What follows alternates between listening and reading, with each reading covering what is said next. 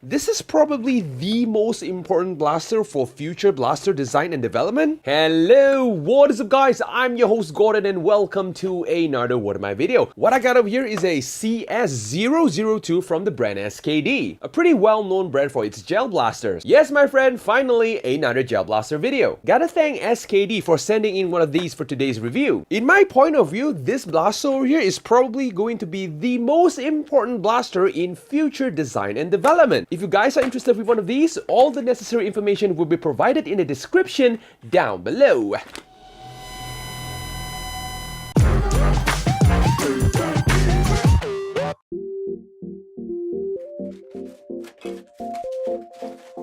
In the box, we got the blaster itself, a buttstock, a drum mag, an orange muzzle, battery and charger, safety goggle, a bag of gels, and a manual. To install the buttstock, align the buttstock with the blaster and push it in place. Next, align the muzzle and twist it in place. The battery compartment is located at the top of the blaster. Open up the cover, connect the battery, put the battery in, and close the cover. Open up the loading bay, pour in the gels, put in the mag, prime the blaster, and this is how the blaster looks like with everything installed.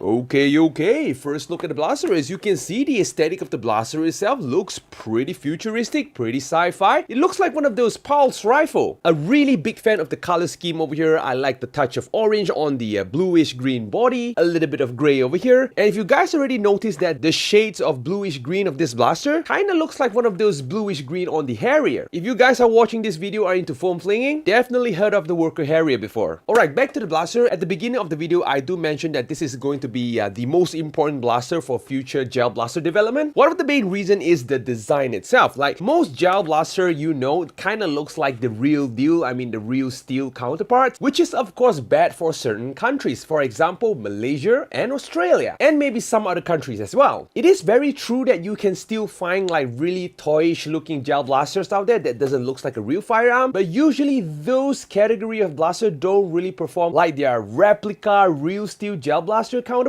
And this is where this blaster came into play. It doesn't look like a real firearm, similar performance and moddability compared to their real steel replica counterparts, and most importantly, build quality, which is the topic that we are going to talk about right now. Even though that the entire blaster is made out of plastic, this is a very solid plastic. It's not like one of those toy plastic that we used to see on like those toyish foam dart blaster that I used to review. This is like serious quality plastic. I mean, you can already tell from squeezing the blaster, you don't really get too much of a plastic squeaking noise from it. It gives the blaster a very solid profile. I mean, the moment when you hold the blaster on hand, you just know that you are holding something very serious, even though that it didn't look really serious, but you know, you kind of felt that. And one of my most favorite part of this blaster is the grip of the blaster. After holding so many kind of blaster in my blaster career, this is probably one of the most comfortable grip that I've ever held. I mean, seriously, it just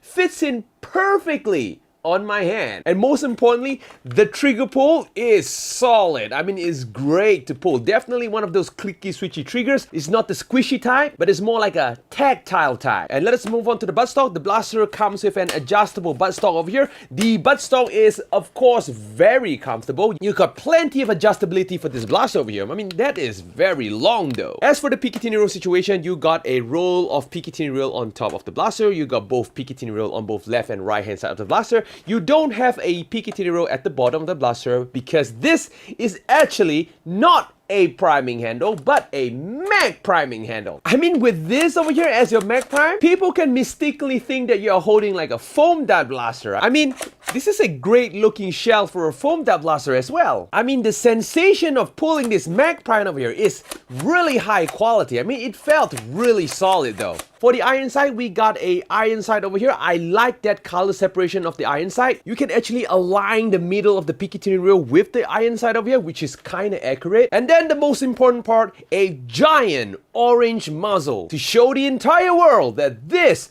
is a toy. But sadly enough, this is not one of those 14 millimeters or 16 millimeters muzzle, so you can't really install like a tracer or something like that. Really high capacity magazine over here. I can say that you can easily put in like at least 500 gellets in there. I mean, definitely having a drum mag is an advantage, especially you have a second reloading option where you just have to twist this cover over here and you can literally just keep pouring gels and shoot in the same time. Gravity drops works very smoothly. Battery compartment located at the top of the blaster. A very big compartment. Definitely you can put in a very big capacity battery in there if you wanted to, like I'm rocking an 11.1 over here. Yes, this blaster can definitely support an 11.1 because this blaster is rocking a Gen 8 gearbox in there. The gearbox itself is made out of nylon. Thank God it's not one of those translucent plastic boxes. The gears are made out of nylon, and the blaster also comes equipped with a 470 motor. There's some pretty high spec blaster over there. Out of the box, I was given another extra set of stronger spring just in case I want to upgrade the blaster over here. As for the firing mode, being a Gen 8 gearbox, you only have like a full fat auto.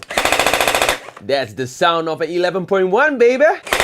Holy moly, really like the rate of fire. And apparently the blaster also comes with aluminum inner barrel. Since this is just like a giant empty orange muzzle, you can definitely swap out like a longer inner barrel and attach a hop up. You see, all the enthusiast features are in this toy looking form factor. That's what I'm saying, man. Future of blaster. And of course, there's all the quirks and features of this blaster. I will be testing this blaster with the included spring as well as the additional stronger spring. So of course, without further ado, let us go test the blaster out.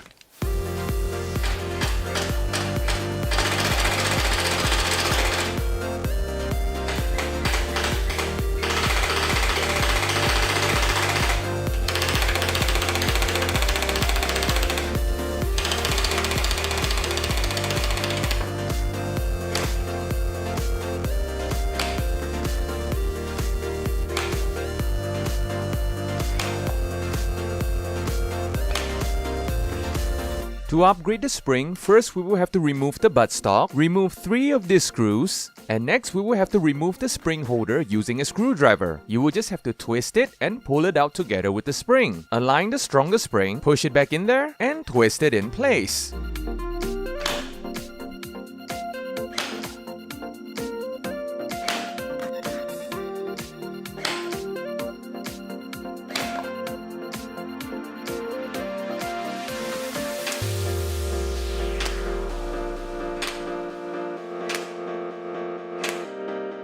Okay, we are back, guys. So the performance of the blaster, I would say, is pretty decent. With the provided spring, I call that the weaker spring, the blaster can go from 198 FPS all the way to 207 FPS. More of a sub 200 FPS blaster. And then with the stronger spring, this blaster can go from 210 FPS all the way to 267 FPS, and this time it performs like one of those hobby grade blasters. And of course, being a 200 plus FPS blaster, hitting a targets in 20 meters is definitely not an issue. But since I'm staying in a very small apartment, 10 meters is as far as I can get, so hitting a target in 10 meters definitely no problem. And of course, most importantly, operating this blaster, I did not encounter any jams at all, which is a good thing. I strongly suggest not to use one of those like colorful or blue color gellet, because since this is using like a Gen 8 gearbox and more on the higher performance side, these weaker blue gellets tends to break pretty easily. I strongly suggest you guys get yourself one of those white color milky gels. You can easily add on another 10 FPS on this blaster. And last but not least, will this blaster passes the wall test?